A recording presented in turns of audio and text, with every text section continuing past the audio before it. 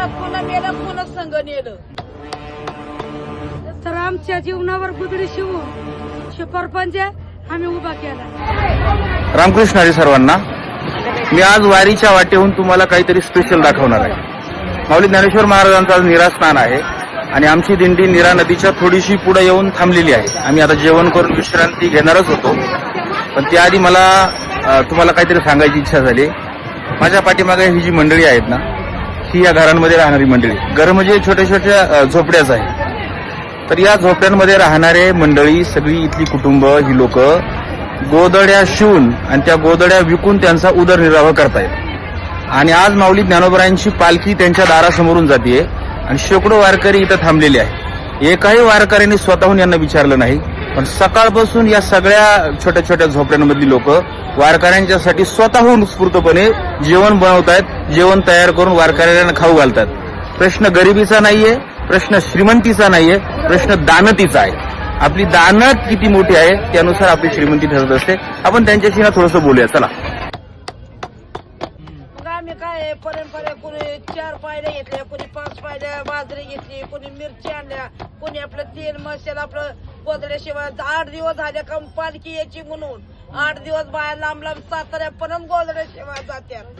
गोदडच्या घरी माणूस गेलं, दारात कोणी रुपये देतं, 8 देतं, कोणी थांबीत बी नाही. पुण्याचं काम आहे, पुण्य पुण्य पुण्याचं काम आहे.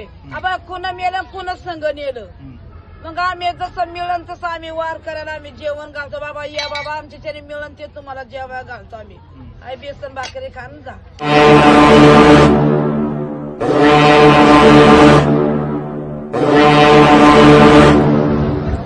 इथं झोपडीमध्ये भांडण होतं, तर आमच्या जीवनावर गुदडी शिवून शिवपरपंच आम्ही उभा केला. तर लोक दिंडी अशा मोकळ जाते. आम्हाला असं वाटलं की थकवा आला, त्यांना थकवा आला, या चहा प्या, आंघोळ करा आणि जेवा आणि जावा, हे माझं म्हणणं आहे. ताई, सासरून माहेरी आलात ना? हो, काही सण नाही, उत्सव नाही, नेमकं काय कशाला आलात तुम्ही आता? माऊलीची दिंडी जेवण करण्याचा इथं आलो. माऊलींच्या वारकऱ्याला जेव घालायला दरवर्षी येतात का तुम्ही? दरवर्षी येतात. दरवर्षी एवढीच श्रद्धा आहे तुमची माऊलींवर? एवढं मानता तुम्ही माऊली? आम्ही गोदड्या शिवून येतो, 2 रुपये मागे टाकतो माऊलींसाठी. ते आम्ही सामान सुमान आणतो, माऊलीला घालतो. आम्ही 2 वारकरी यावं, आमच्या हाताने 2 घास खावा अशी आमची अपेक्षा आहे.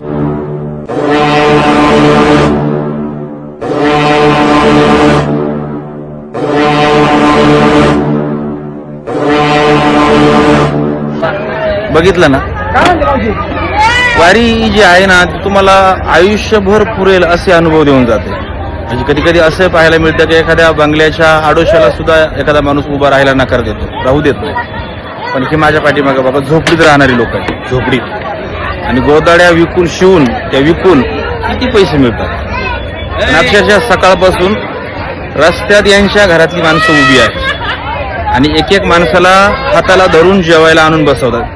पिठलं, भात, भाकरी, सुंदर स्वादिष्ट जेवण त्यांनी बनवलेलं आहे. माणसाची श्रीमंती जी आहे ना ती त्याच्या दातृत्वातून दिसत असते.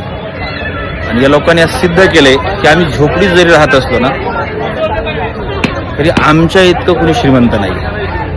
माऊलीचा सोहळा सुरू आहे, अशी श्रीमंती माऊलींनी सगळ्यांच्या पदरात घालावी, अगदी तुमच्या आणि माझ्या सुद्धा. रामकृष्ण.